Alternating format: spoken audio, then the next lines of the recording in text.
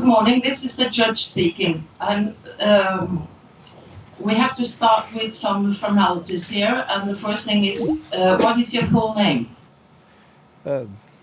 My full name is Louis Anthony Rossman.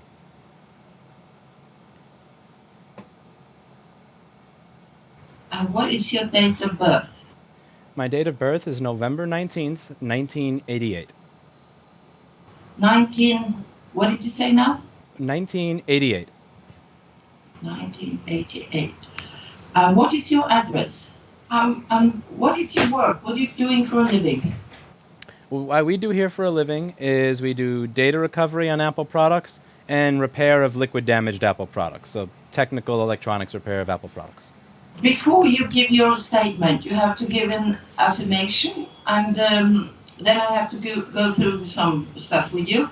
So then I tell you, you have been asked or summoned to give evidence before the court. When giving evidence, you are required by the law to tell the truth and nothing but the truth. You are also required to give information which you know is or may be relevant to the case, even if you're not asked about it. It's a criminal offense to intentionally give false evidence or make a false statement before a court of law.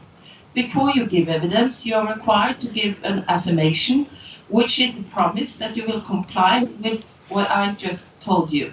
So I will now ask you a question. Do you affirm that you will tell the truth and nothing but the truth and not conceal anything of relevance to the case? And then please repeat after me. I do so affirm upon my honor and conscience. I do so affirm upon my honor and conscience. Thank you very much. You're now getting questions from the two lawyers, and maybe the court have some questions as well. So please don't put your phone down until you get back to me.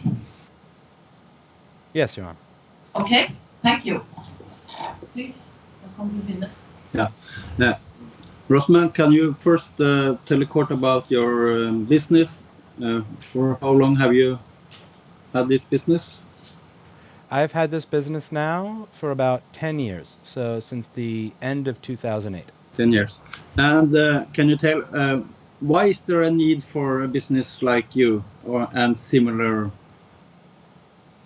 The need for businesses like ours and similar is to fulfill a niche that Apple will not fulfill when it comes to out-of-warranty products, liquid damaged products, physically damaged products, and above all, data recovery, which is a service that Apple does not offer.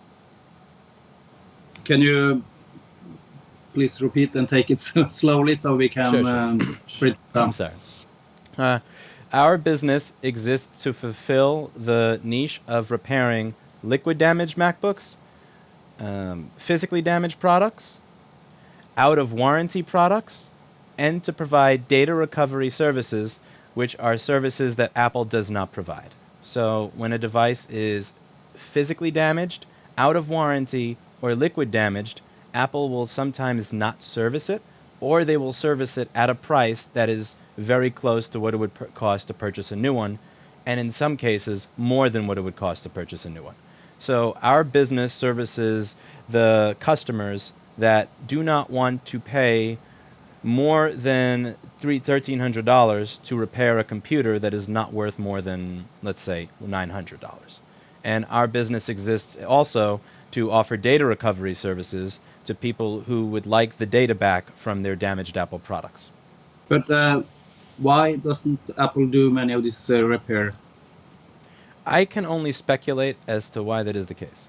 But I would imagine it is because it is either not as profitable or that is not their main interest. Their main interest is going to be selling another one or doing flat rate repairs where if your machine has been physically or liquid damaged in some way, they replace large swaths of the device. So if you have a bent pin in a screen cable, they may replace the entire top case, the motherboard, and the display when all you may need is a replacement screen cable, as can be seen in the CBC News Canada piece that was released last October. They don't want to do the nitty-gritty of figuring out exactly which specific piece is bad and then just replacing that, especially for out-of-warranty products. It was difficult to understand you. It was something happened with your voice. Can you take it, if you take only a summary of what you said, not all of it. Sure. I think it's not as profitable for them to fix your product. It's more profitable for them to sell you a new one. Okay. Are you a Apple authorized repair? No, we are not Apple authorized. Why? If we were Apple authorized, we would not be allowed to perform the repairs that we do. Not allowed from Apple? Correct. Yeah, I would not be able to do component level board repairs on a device. I would have to swap out the board at a cost that is often higher than that of the actual product itself. And when it comes to a phone, I would not be able to replace things like a headphone jack. I would have to swap out the entire phone, even if all you needed was for the $5 flex cable that has the headphone jack on it to be replaced. If I were authorized, I would not be able to actually do my job. Most of my job would simply be swapping out entire devices for new ones and charging the customer almost the price of a new one. So you couldn't decide if you want to repair it or not? If Yes. you was an Apple repair shop? Yes, if I was an Apple repair shop, I would have less options to offer the customer. So I could not offer the customer, we will fix your motherboard. I have to offer the customer, we can replace your motherboard, and that will be $750 to $1,250 US, rather than we can fix it for $200 to $400. I would not be able to offer a customer, we can fix your broken headphone jack on your iPhone for $50. I'd have to tell them, we will swap out your entire phone for $299. So if I was Apple authorized, many of the repairs that we currently do, we would not be allowed to do. But why are you and, for example, Henrik Huseby cheaper than Apple? Say that one more time. There's just a little bit of digital distortion there. Why is your repair and Huseby's cheaper than Apple's? Ours is typically cheaper than Apple because rather than replace everything, we only replace the part that is broken. So if you have a bad headphone jack, we will simply replace the little $5 cable that the headphone jack attaches to rather than replace the entire phone. Or if you have an issue with your computer screen not working, we will replace the screen cable rather than replacing the entire thing. So by only replacing the part that is defective, we can save you money over replacing everything. Do you also have imported screens to iPhones from China or Asia? Yes, we've imported screens from China, from Hong Kong, from Taipei, and many other places over the past 10 years. Yes. And what kind of screens is it possible to buy? For iPhones, you can typically buy, you used to be able to purchase new original. That has been very difficult, if not impossible to do over the past, I would say, 4 years. You can purchase refurbished screens. A refurbished screen is where the part that makes the picture is still good, so you can still see the picture on the screen, but the glass part that you touch is cracked, so that part needs to be replaced. You can purchase ones where the LCD that makes the picture is original, but the touchscreen is refurbished.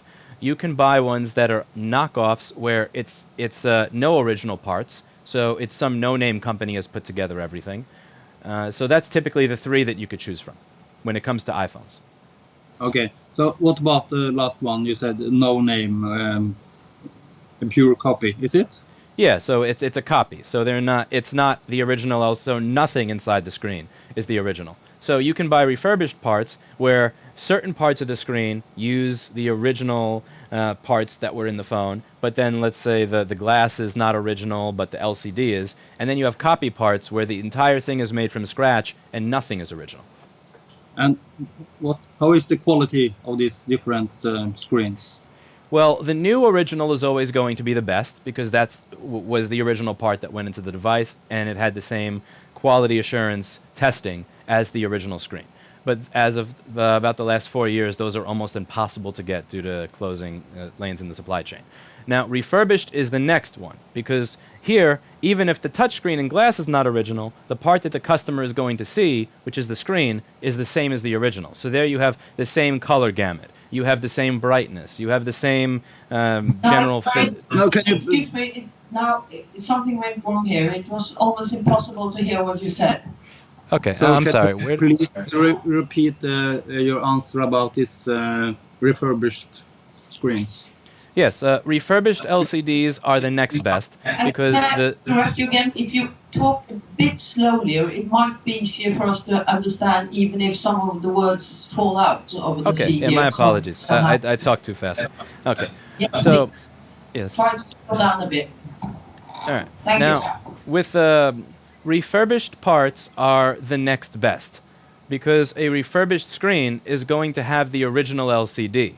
That means that your image quality is going to be the image quality in that case is going to be the same as the original, even if the glass in the front is not the same. So that the refurbished LCDs are going to be the next best from original. So if you're not able to get the original screen anymore due to the supply chain being closed off by Apple, a refurbished original is going to be the next best you can do, and that's what most repair shops go for if they want to offer quality to their customer. Excuse me, it's still very difficult to hear what you say. It's not, But is it correct you said it was the next second best? Yes, Yeah, but, second best. hang on, I think we'll have to try to set up this again because we don't really hear what you say, and it's important that we hear what you say. So I think we might try to start it again. So if you just hang on. I will hang up and call you again and Yeah, see if it's solved the problems. Do you possibly have Google Hangouts? Maybe that would lag less than Skype. It's too much time to set up that now. Okay, You have to stick yes. with this solution. Okay. Can you Can you talk now? Let's see Yeah, if it's... that's fine. All right. All right. Are you able to hear me better now? Yes. You said it was 3 different screens, the original and the refurbished, and you talk about the quality of the refurbished and what is refurbished screen. Yes. So the original screen is going to be the best quality, but original screens are almost impossible to buy because Apple has cut out the supply chain lanes that allow us to purchase them. The next best is going to be a refurbished screen where the part that is most important, the LCD that makes the picture, that part is going to be the same as the original, so you get the same picture quality as you would with the original, even if the frame and other small aspects are not the same.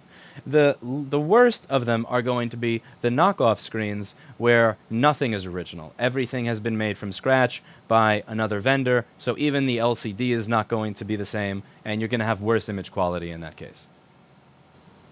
Okay, it was some problems also now, but can you then tell us more about these refurbished screens? What part is, for example, new or not bought from Apple, or where it came from, the part, different part screen? Well, when it comes to refurbished, when you drop the screen and you hit it on the corner, the front glass layer that you touch with your finger may not be the original anymore. Or the frame that screen goes into may not be the original anymore. These are parts where if it's not the original, it's not going to be something that is really important. The main thing that's important is going to be the touchscreen digitizer layer that senses your touch, the sensitivity and accuracy of it, and the LCD that actually makes the image that you see. Those are the 2 most important parts, and those are the ones that you would like to be as close to original as possible, and this is what using refurbished screens allows you to do. It allows you to offer the best possible screen to your customer that's as close as you can get to the original without being able to get the original since Apple does not supply them. And who made these parts? Who makes refurbished? Knockoff or new? No, I mean the glass, for example. Any number of random vendors in Taipei. There's all sorts of. It's not a very high. It's not as difficult to make glass, the front glass, as it is to make something like an LCD. So I don't know the names of the companies off the top of my head. I know for LCDs, they're made by Sharp, by LG, Samsung, Toshiba. But for the glass in the front, I don't know off the top of my head who makes them. Nej, du kan överlåta så blir det. Okay, can you hear me? I can hear you.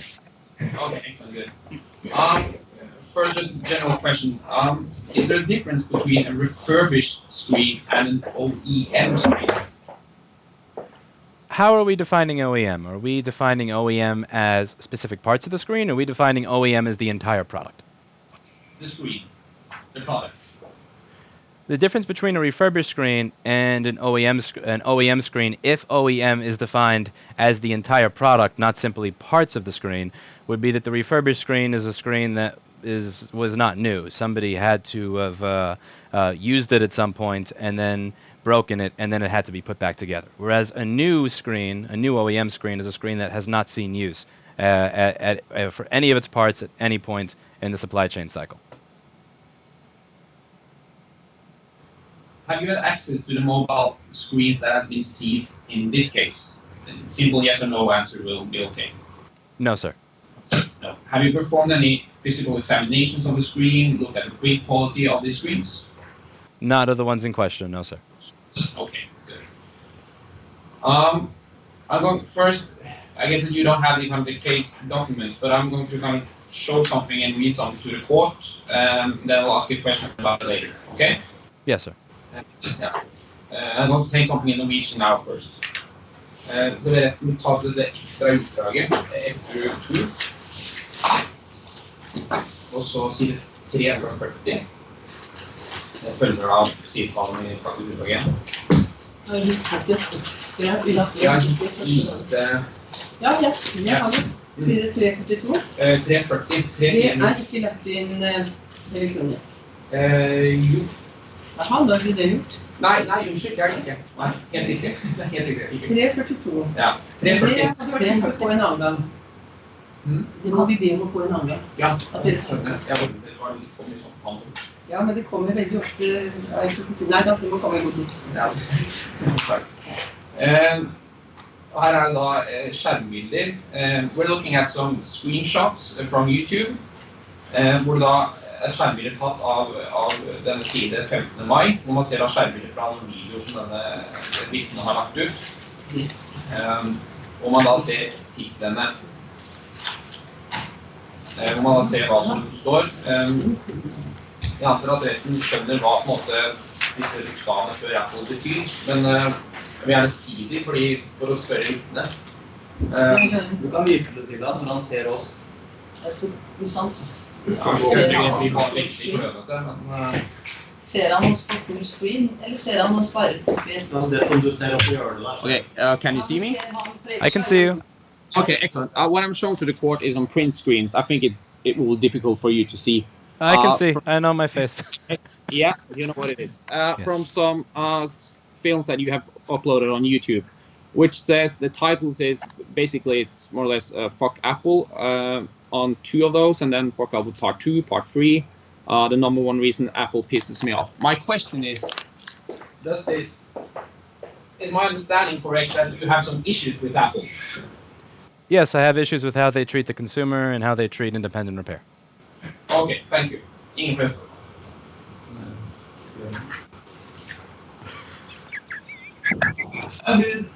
spørsmål. Yeah, it's another question for you. What kind of videos do you have normally at YouTube?